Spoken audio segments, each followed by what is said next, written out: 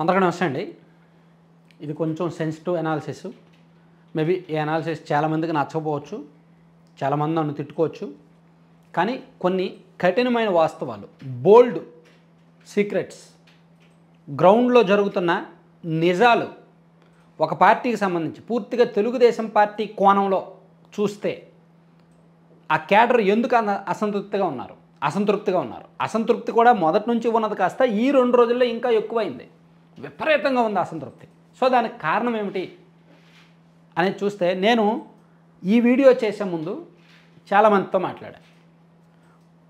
చాలా నియోజకవర్గాల్లోని కార్యకర్తలతో మాట్లాడాను, ద్వితీయ శ్రేణి నాయకులతో మాట్లాడాను, కొంతమంది ఎమ్మెల్యేలతో కూడా మాట్లాడానండి. ఈ వీడియో అంత ఆషామాషిగా చేయలేదు నేను.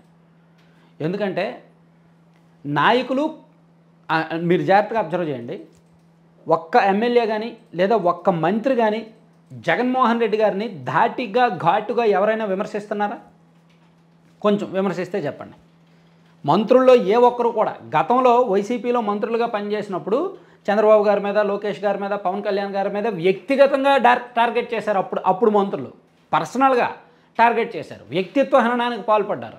కానీ ఇప్పుడు మంత్రులు ఏ ఒక్కరు జగన్మోహన్ రెడ్డి గారిని మరీ వ్యక్తిగతంగా వెళ్ళక్కర్లేదు. వ్యక్తిగతంగా వెళ్ళడం అనేది తప్పు, కానీ లాజికల్గా కూడా పాయింట్అవుట్ చేయట్లేదు. అంటే మంత్రులు ఏమైనా భయపడుతున్నారేమో, మళ్ళీ రేపు పొద్దున్న జగన్ గెలిస్తే ఎందుకు మాకు రిస్క్ ఉంటుంది అని భయపడుతున్నారేమో అని ఈ అనుమానం కొంతమంది కార్యకర్తల్లో, నాయకుల్లో ఉంది. అందుకని నాయకులు కూడా వైసీపీ వాళ్ళతో ఎక్కడా ఫైట్ చేయట్లే. దాంతోపాటు వైఎస్ఆర్ కాంగ్రెస్ పార్టీ అధికారంలో ఉన్నప్పుడు చాలా అరాచకాలు జరిగాయి, చాలా తప్పులు జరిగాయి.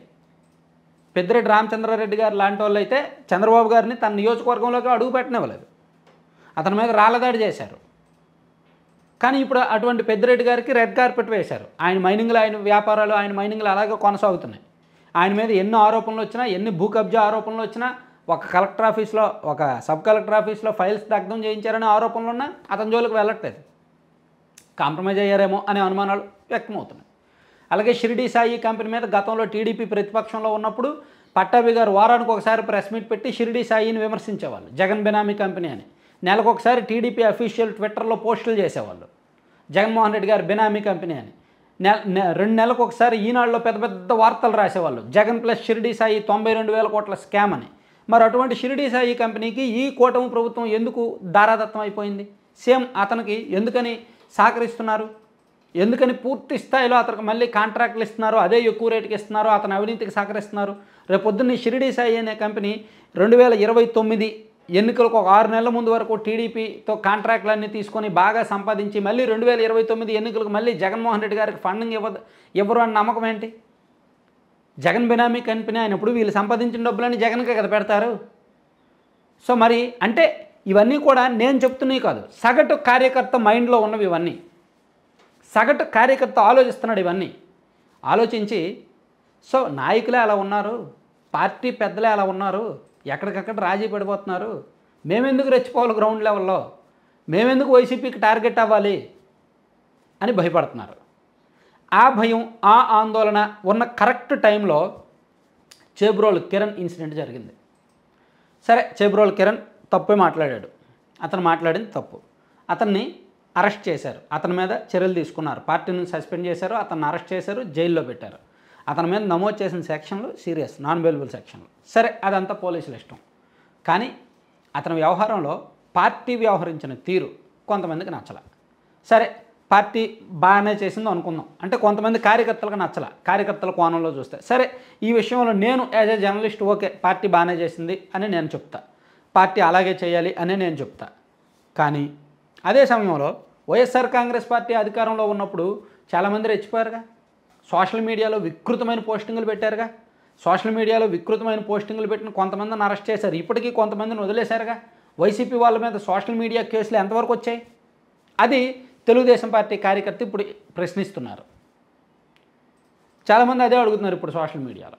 అసమర్థ ప్రభుత్వం, కార్యకర్తలంటే లెక్కలేదు, కార్యకర్తలకు ఏమాత్రం జాగ్రత్త లేదు, కార్యకర్తలంటే పట్టింపు లేదు, పదవుల విషయంలో లేటు, ఎన్నికలకు ముందు కొంతమందిని జాగ్రత్తగా చూసుకున్నారు, ఎన్నికల తర్వాత వాళ్ళని కూడా వదిలేశారంట, సోషల్ మీడియాలో సరిగ్గా లేదు, రెస్పాన్స్ లేదు. సో గ్రౌండ్ లెవెల్లో ఎక్కడికక్కడ కాంప్రమైజ్ అయిపోతున్నారు. టీడీపీ వాళ్ళు, వైసీపీ వాళ్ళు, వ్యాపారస్తులు, పెద్ద పెద్ద వాళ్ళందరూ కాంప్రమైజ్ అయిపోయి వైఎస్ఆర్ కాంగ్రెస్ పార్టీ చేసిన అవినీతిలో టీడీపీ వాళ్ళు వాటాలు తీసుకొని సైలెంట్ అయిపోతున్నారు.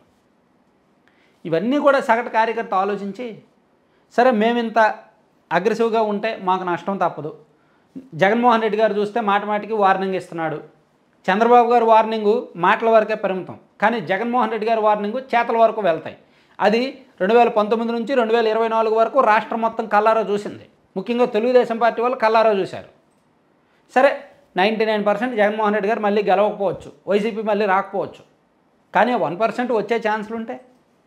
మరీ తెలుగుదేశం పార్టీ కూటమి ప్రభుత్వం కర్మగాలి, వీళ్ళ పరిపాలన అస్సలు బాగోకపోతే, ఒకవేళ జగన్మోహన్ రెడ్డి గారు అధికారంలోకి వస్తే ఏ బీజేపీ వాళ్ళు ఏదో ప్లేట్ తిప్పి ఏదో పొలిటికల్గా సినారియో చేంజ్ అయ్యి రాష్ట్ర ప్రజల ఆలోచన చేంజ్ అయిపోయి జగన్మోహన్ రెడ్డి గారిలో రియలైజేషన్ వచ్చేసి ఒక సింపతిగా నేను మారాను, నాకు ఓటేయండి, నేను అప్పుల్లో లేను, ఈసారి బాగా పరిపాలిస్తానని జనంలోకి వెళ్ళి నమ్మించి కన్విన్స్ చేసి ఓట్లు పొందితే, పొరపాటున వాళ్ళు గెలిస్తే వీళ్ళు ఏమైపోతారు అనే బాధ టీడీపీ కార్యకర్తల్లో ఉంది. సో ఎమ్మెల్యే స్థాయిలో కాంప్రమైజ్ అవుతున్నప్పుడు, మంత్రుల స్థాయిలో కలిసి వ్యాపారాలు చేసుకుంటున్నప్పుడు, మంత్రుల స్థాయిలో కొంతమంది కలిసి వ్యాపారం చేస్తున్నారు. చిత్తూరు జిల్లాలో ఒక మంత్రి గారు వ్యాపారం చేస్తున్నారు. చిత్తూరు జిల్లాలో పెద్దిరెడ్డి గారికి సంబంధించిన పాత మైనింగ్ లీజులు ఉన్నాయి. ఆ మైనింగ్లో ఈ తెలుగుదేశం పార్టీలో ప్రస్తుతం ఈ గ్రానైట్లో బాగా పేరున్న ఒక మంత్రి గారికి పెద్దిరెడ్డి గారు కలిపి పార్ట్నర్షిప్లో బిజినెస్ చేస్తున్నారంట. సో ఇలా ఎక్కడికక్కడ కాంప్రమైజ్ అవుతున్నప్పుడు మేమెందుకు రెచ్చిపోవాలి అనేది సగటు తెలుగుదేశం పార్టీ కార్యకర్త ఆవేదన. సోషల్ మీడియాలోనూ టీడీపీకి వ్యతిరేకంగా పోస్టులు చేస్తున్నారు, గ్రౌండ్ లెవెల్లోనూ మాట్లాడుతున్నారు. సో మేము ఇళ్ళకు పరిమితం అవుతాం, మాకెందుకు ఈ రాజకీయం? పార్టీ చంద్రబాబు నాయుడు గారు పరిపాలన చేస్తున్నారు, రాష్ట్రాన్ని బాగు చేస్తున్నాడు, అమరావతి మీద కాన్సన్ట్రేషన్ చేస్తున్నారు, పోలవరం మీద కాన్సన్ట్రేషన్ చేస్తున్నారు, డబ్బుల గురించో P4 గురించో దీని గురించో మాట్లాడుతున్నారు. కానీ కార్యకర్తల విషయంలో మాత్రం మాటలు వేరు చేతలు వేరు అని సోషల్ మీడియాలో, అంటే ఇదంతా కూడా తెలుగుదేశం పార్టీలో కార్యకర్తల్లో జరుగుతున్న గ్రౌండ్ టాక్. నేను ఓవరాల్గా పార్టీ పెద్దల్లో కొంతమంది నాకు తెలిసిన సోర్సుల మేరకు నేను మాట్లాడింది ప్లస్ గ్రౌండ్ లెవెల్లో కార్యకర్తల నుంచి వచ్చిన ఫీడ్బ్యాక్ రెండు నేను మ్యాచ్ చేసి చూస్తే అస్సలు మ్యాచ్ అవ్వట్లా. వాళ్ళ ఆలోచనేమో కార్యకర్తలు ఏదేదో కోరుకుంటారు, పెద్ద పెద్ద అంచనాలతో ఉంటారు, అవన్నీ మనం చేయలేం కదా, ఇవన్నీ ప్రాక్టికల్గా సాధ్యం కాదు కదా. ఉదాహరణకు ఏబి వెంకటేశ్వరరావు గారికి పదవి ఇవ్వాల, సరైన పదవి ఇవ్వాల. ఆయనకు పోలీస్ హౌసింగ్ కార్పొరేషన్ చైర్మన్ ఇచ్చారు, అది సరైన పదవి కాదు, ఆయన స్థాయికి తగ్గ పదవి కాదు. కాబట్టి కార్యకర్తలు పార్టీ మీద వ్యతిరేకంగా ఉన్నారు. ఏబి వెంకటేశ్వరరావు గారికి ఎందుకు కీలక పదవి ఇవ్వలేదనేది పార్టీ దగ్గర ఒక ఆన్సర్ ఉంది. అతను 2019 ఎన్నికల్లో ఇంటెలిజెన్స్ చీఫ్గా ఉంటూ కొన్ని వ్యవహారాల్లో ఆయన ఫెయిల్ అయ్యారు. తెలుగుదేశం పార్టీ అంతగా డ్యామేజ్ అవ్వడానికి, అంతగా ఫెయిల్ అవ్వడానికి వివేకానంద రెడ్డి గారి కేసుతో సహా ఎన్నికలకు ఒక 2 నెలల ముందు ఆయన విధుల్లో అంత అలర్ట్గా లేరు. దానివల్ల టీడీపీకి అంత మైనస్ అయిందనేది చంద్రబాబు గారి మైండ్లోనూ టీడీపీ పెద్దల మైండ్లోనూ ఉంది. కాబట్టి అతను మేము అంత పెంచితే, అంత పోషిస్తే, అంత మంచి పదవి ఇస్తే ఆయన ఫెయిల్ అయ్యాడు కదా, అతను మాకు ఉపయోగపడలేదు కదా అనేది పార్టీ పెద్దల్లో ఉన్న ఆలోచన. అదంతా కూడా గ్రౌండ్ లెవెల్లో కార్యకర్తలకి చేరదు కదా. సో కార్యకర్తలు ఏమనుకుంటారు, ఏబి వెంకటేశ్వరరావు గారు ఎంతెంతో చేశారు, లాస్ట్ 5 years ఆయన ఒక విక్టిము, ఆయన ఎంతో బాధితుడు, జగన్మోహన్ రెడ్డి గారి దగ్గర బాధితుడు, ఆయనకు పదవి ఇవ్వలేదని అనుకుంటారు. ఆ గ్యాప్ ఉంది, పైన ఒకటి ఉంది, కింద ఒకటి ఉంది. జీవీ రెడ్డి గారి విషయంలో కార్యకర్తలు ఒకలా ఫీల్ అవుతున్నారు.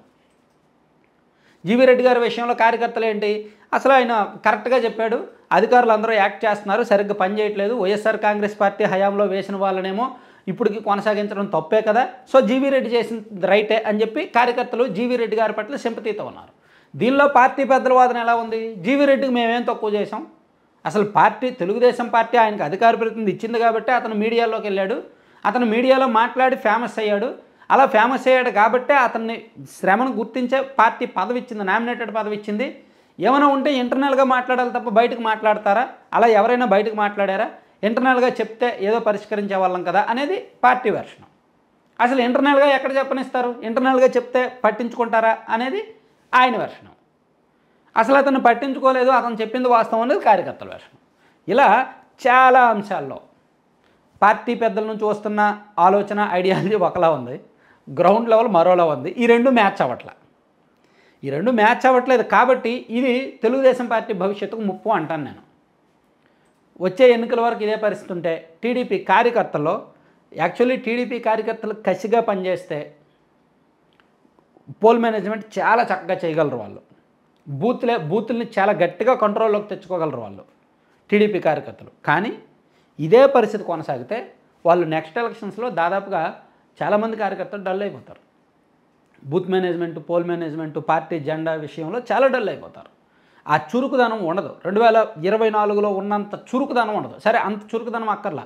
2024 ఎన్నికల్లో తెలుగుదేశం పార్టీ కార్యకర్తలు పడిన శ్రమలో సగం శ్రమ వచ్చే ఎన్నికల్లో పడినా చాలు. కానీ అది కూడా పడరేమో అనిపిస్తోంది. అంటే ఇదంతా నేను కొంచెం దీనిలో పెద్దలతోనూ చిన్నలతోనూ మొత్తం అన్ని వ్యవస్థలతోనూ అన్ని స్థాయిలో ఉన్న వ్యక్తులతో నేను మాట్లాడితే నాకు వచ్చిన ఫీడ్బ్యాక్ని బట్టి నేను ఈ వీడియో చేస్తున్నాను అనమాట.